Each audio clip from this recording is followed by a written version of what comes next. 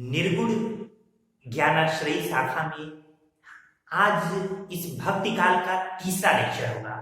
तो भक्ति काल के इस तीसरे लेक्चर में हम निर्गुण ज्ञानाश्रयी काव्यधारा के बारे में पढ़ेंगे। इससे पहले मैंने आपको बता दिया है निर्गुण काव्यधारा में एक ज्ञानाश्रयी एक प्रेमाश्रयी। तो आज का ये लेक्चर ज्ञानाश्रयी काव्यधारा से संबंधित है। जो हमारे अन्य लेक्चर है आपको डिस्क्रिप्शन में मिल जाएंगे, आप उसे भी देख लीजिए, बेहतर ढंग से आपको अन्य चीजें समझ में आएंगी। तो यहाँ पे सबसे पहले मैं आपको बता दूं कि जो ये नाम है निर्गुण ये ज्ञानाश्रयी, इसको लेकर विभिन्न विद्वानों के विभिन्न मत हैं और आपकी परीक्षा में पूछे जाते हैं। आचार्य रामचंद्र शुक्ल जी इसे निर्गुण ज्ञानाश्रयी काव्यधारा को ज्ञानाश्रयी शाखा कहते हैं। इसी तरीके से हजारी प्रसाद द्विवेदी जी इसे निर्गुण भक्ति कहते हैं, जबकि राम कुमार वर्मा इसे संत काव्य के नाम से सुशोभित करते हैं। ये प्रश्न बड़ा इंपॉर्टेंट है कि संत काव्य धारा, निर्गुण ज्ञानाश्रयी काव्य धारा को संत काव्य धारा निम्नलिखित में से किसने कहा है? तो आपका ज्यादातर सही उत्तर में राम कुमार वर्मा ऑप्शन में आते हैं। इसके अलावा परशुराम चतुर्वेदी और गणपति चंद्र गुप्त जी ने भी इसे संत काव्य धारा कहा है। इसके अलावा संत काव्य धारा के प्रथम कवि को लेकर भी बड़ा मतभेद है। इन मतभेदों में आचार्य रामचंद्र शुक्ल जी और हजारी प्रसाद द्विवेदी ये दोनों लोग कबीरदास जी को संत काव्य धारा के प्रथम कवि के रूप में मानते हैं, जबकि गणपति चंद्र गुप्त नामदेव को, इसके अलावा राम कुमार वर्मा जी भी नामदेव को संत काव्य धारा का प्रथम कवि मानते हैं। रामस्वरूप चतुर्वेदी जी भी कबीरदास जी को संत काव्य धारा का प्रथम कवि मानते हैं। तो इस तरीके से ये विद्वानों के नामकरण और संत काव्य धारा के प्रथम कवि यहाँ से प्रश्न पूछे जाते हैं, जो मैंने आपको बताया। कुछ महत्वपूर्ण अन्य बिंदुओं पर हम यहाँ चर्चा करते हैं। सबसे पहले ये जो शब्द आ रहा है संत, जो ये संत शब्द है इसकी विभिन्न विद्वानों ने विभिन्न तरीके से व्याख्या की। राहुल सांकृत्यायन जी ने इस संत शब्द की जो उत्पत्ति है वो शांत से मानी है, यानी जिसका चित्त शांत हो, प्रत्येक किसी भी परिस्थिति में जो शांत रहे वही क्या है? संत है। राहुल सांकृत्यायन जी ने संत शब्द की उत्पत्ति शांत से मानी है। ये याद रखिएगा, प्रश्न पूछा जाता है। तो संत की जो बेसिक डेफिनेशन की परिभाषा थी वो आपको समझ में आ गई। कबीर की वाणी का संग्रह उनके शिष्य धर्मदास ने बीजक नाम से किया है। ये 1464 में किया, जिसके 3 भाग हैं। तो ये तीनों भाग से आप निश्चित रूप से परिचित होंगे। जब मैं कबीर बताऊंगा तो आप इनसे भी परिचित हो जाएंगे, शब्द साखी वगैरह से। तो इस तरीके से कबीर की वाणी का संग्रह उनके शिष्य धर्मदास ने किया था, क्योंकि आप जानते हैं कबीर पढ़े लिखे नहीं थे और वाणी का जो संग्रह किया उसे बीजक नाम दिया। यानी कबीर की रचनाओं का संग्रह किस नाम से जाना जाता है? बीजक। 1464 ईस्वी में ये संग्रह हुआ था। भक्तिकालीन समस्त भक्ति धाराएं जो थी वो लोकोन्मुख थी, यानी लोक जीवन के प्रति उन्मुख ये धाराएं थी। ये प्रश्न पूछा जाता है। एक और पॉइंट मैं बता दूं कि गोवर्धन पर्वत पर 1519 में श्रीनाथ का मंदिर, श्रीनाथ ये कृष्ण से संबद्ध है, यानी कृष्ण से इनका तादाद बैठाया जाता है। तो श्रीनाथ का मंदिर किसने बनवाया था? तो वो वल्लभाचार्य जी ने बनवाया था। ये कुछ महत्वपूर्ण पॉइंट रहे। आइए आगे देख लेते हैं। हिंदी में भक्ति साहित्य की परंपरा का प्रवर्तन करने का श्रेय किसे जाता है? प्रश्न पूछा जाता है। तो नामदेव को।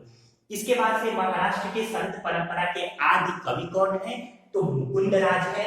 उनकी एक मराठी रचना विवेक सिंधु, ये मराठी भाषा का पहला काव्य है जिसकी रचना 1190 में इन्होंने की थी। क्या नाम है? मुकुंदराज। इसके बाद महाराष्ट्र में 2 संप्रदाय प्रचलित रहे, एक महानुभाव संप्रदाय और एक वारकरी संप्रदाय। महानुभाव संप्रदाय के जो प्रवर्तक वो चक्रधर थे, जबकि वारकरी संप्रदाय के प्रवर्तक संत पुंडलिक थे। लेकिन ऐतिहासिक संदर्भों में वारकरी संप्रदाय के प्रवर्तक संत पुंडलिक के स्थान पर संत ज्ञानेश्वर को माना जाता है। ऐतिहासिक संदर्भों में, साहित्यिक संदर्भों में वारकरी संप्रदाय के प्रवर्तक संत पुंडलिक को मानते हैं।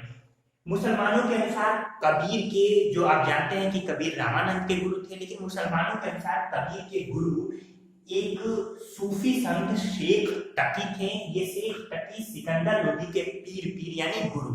तो ये शेख तकी जो थे वो सिकंदर लोदी के पीर थे। तो मुसलमान परंपरा के अनुसार कबीर के गुरु कौन थे? शेख तकी। द्विवेदी जी ने यानी हजारी प्रसाद द्विवेदी जी ने कबीर को भाषा का डिक्टेटर कहा है। तो ये याद रखिएगा, डिक्टेटर शुद्ध कर लीजिए। द्विवेदी जी ने कबीर को भाषा का डिटेक्टर कहा है।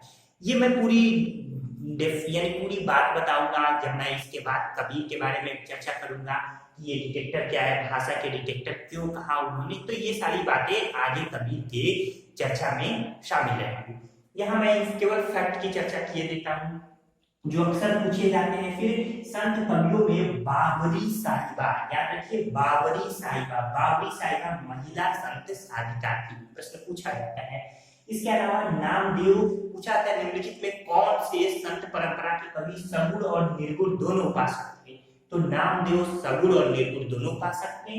ये ब्रज भाषा में सगुण रचनाएं जबकि सदुकड़ी में निर्गुण रचनाएं किया करते थे। विठोवा भक्त भी नामदेव को कहा जाता है। ये महाराष्ट्र में विठोवा का तालाब में कृष्ण जी से लगाया जाता है, कृष्ण से लगाया जाता है। तो यहाँ पे विठोवा यानी विष्णु के अवतार समझ लीजिए आप, विष्णु के अवतार से लगाया जाता है। तो इस तरीके से पूछा जाएगा विठोवा भक्त की संज्ञा किसे दी गई है?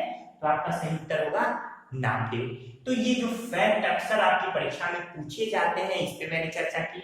इसके बाद हम प्रमुख निर्गुण संत कवियों को देखेंगे, उनके बारे में यहाँ फैक्ट रूप में चर्चा करेंगे। उससे पहले मैं कुछ और फैक्ट की बात बता दूं। एक प्रश्न पूछा जाता है कि शिव किस भाषा से लिया गया है? ये जो शब्द है शिव, ये किस भाषा से लिया गया है? तो ये तमिल भाषा से लिया गया है, याद रखिएगा। किस भाषा से? तमिल भाषा से। इसके अलावा जो हमारी वैदिक परंपरा रही, जिसके अंतर्गत ये साहित्यिक परंपरा से तब जब इसका थोड़ा तादाम्य स्थापित होता है, तो एक शब्द आता है प्रस्थान त्रय। मैं यहाँ लिख देता हूँ प्रस्थान त्रय।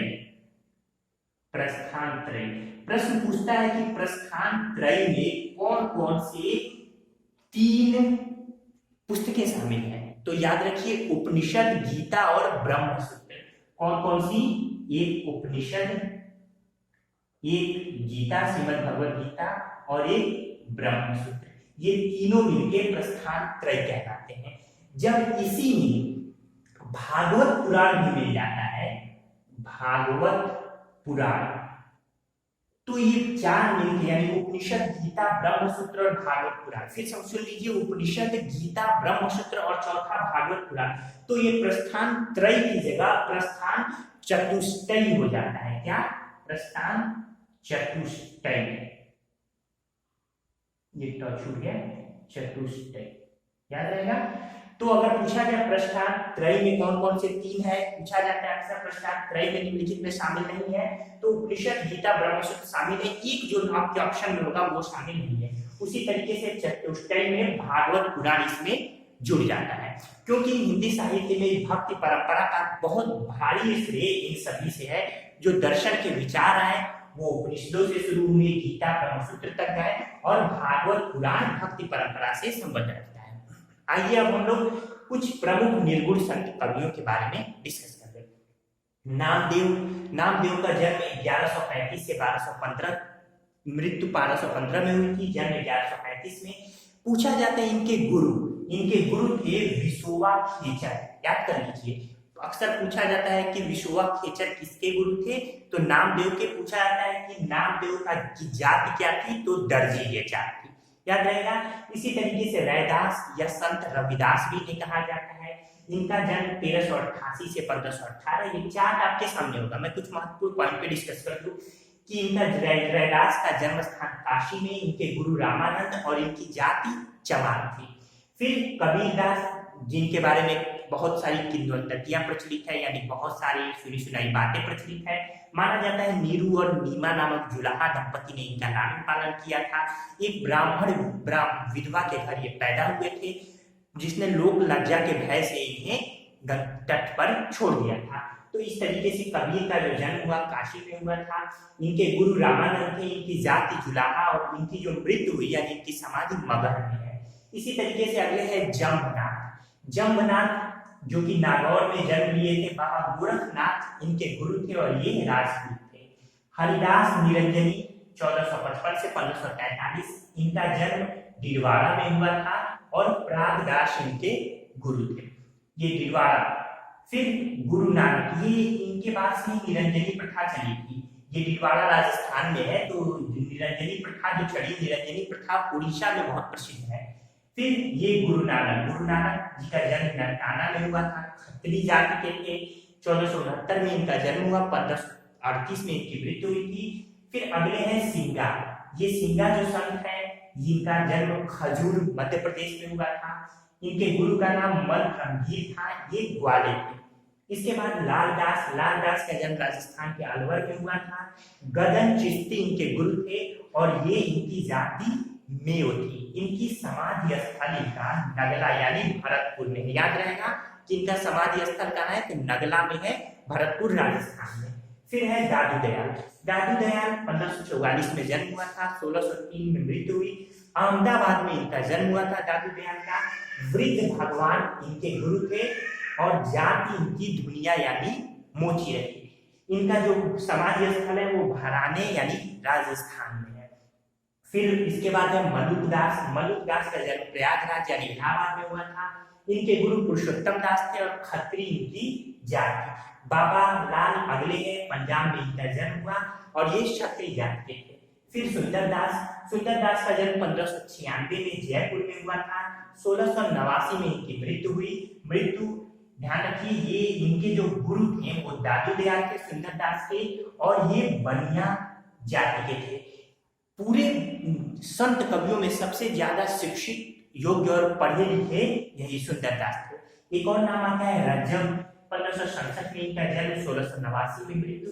इनका जन्म स्थान राजस्थान है। इनके गुरु दादू दयाल है और ये मुसलमान थे। एक और प्रश्न यहाँ पे कि दादू दयाल का सत्संग स्थल किस नाम से जाना जाता था, तो वो अलख दरीबा के नाम से जाना जाता था, अलख दरीबा।